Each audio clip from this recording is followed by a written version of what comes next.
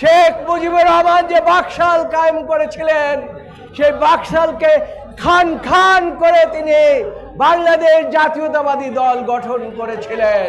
আর আজকে আমি বলি, রাখে আল্লাহ মানে কে? বেগম খালেদা জিয়া আল্লাহর রহমতে বেঁচে আছে বাংলাদেশের মানুষের মধ্যে। আগামী রমজানের পূর্বে ইনশাআল্লাহ বাংলাদেশে নির্বাচন হবে।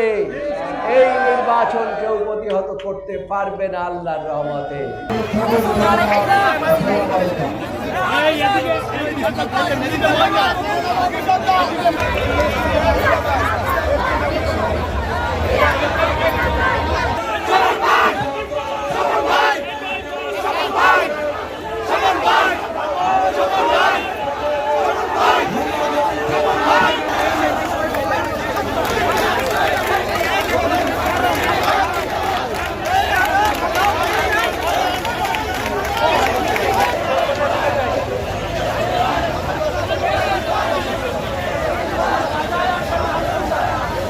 প্রিয় ভাইরা, আমি আজকে বলতে চাই, শহীদ রাষ্ট্রপতি জিয়াউর রহমান সেদিন 19 দফা ঘোষণা করে বাংলাদেশের মানুষকে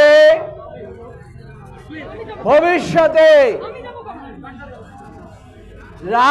বহুদলীয় গণতন্ত্র প্রবর্তন করার জন্য সেদিন শেখ মুজিবুর রহমান যে বাকশাল কায়েম করেছিলেন, সেই বাকশালকে খান খান করে তিনি বাংলাদেশ জাতীয়তাবাদী দল গঠন করেছিলেন।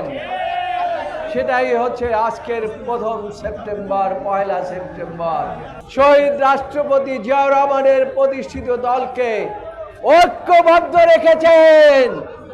সেজন্যই বলছি, কোন ভাইয়ের দানে এই দেশ সৃষ্টি হয় নাই, এই দল ঐক্যবদ্ধ থাকে নাই। একমাত্র আমাদের নেতা জনাব তারেক রহমানের নেতৃত্বে এই দল আজ পর্যন্ত সুসংগঠিত আছে। আর আজকে আমি বলি, রাখে আল্লাহ মানে কে? বেগম খালেদা জিয়া আল্লাহর রহমতে বেঁচে আছে বাংলাদেশের মানুষের মধ্যে। বাংলাদেশের মাটি ও মানুষের প্রাণের মধ্যে বেঁচে রয়েছে। আর আপনি ওই পার্শ্ববর্তী দেশ ভারত মোদি টুপির নিচে গিয়ে পালিয়ে রয়েছে। আপনার আসার আর কোনো সুযোগ নাই।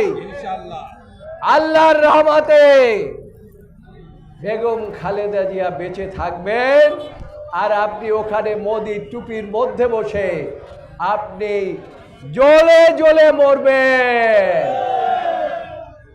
আল্লাহর বিচার তো একটা আছে, এখনো সময় আছে। নির্বাচনের ব্যবস্থা করুন। এদেশের জনগণ যদি জেগে উঠে নির্বাচন না দিয়ে আপনি কোনো অবস্থায় পালাতে পারবেন না। ফ্যাসিস্ট যেভাবে পালাতে পারে নাই, আপনিও পালাতে পারবেন না।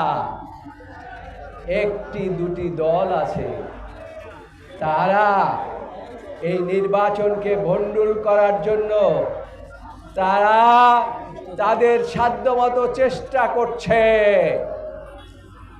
আমি বলি, যত চেষ্টাই করেন না কেন, তারেক রহমানের সাথে লন্ডনে বসে সরকার প্রধান ওয়াদা করে এসেছে, আগামী রমজানের পূর্বে ইনশাআল্লাহ বাংলাদেশে নির্বাচন হবে। এই নির্বাচন কেউ প্রতিহত করতে পারবে না আল্লাহর রহমতে।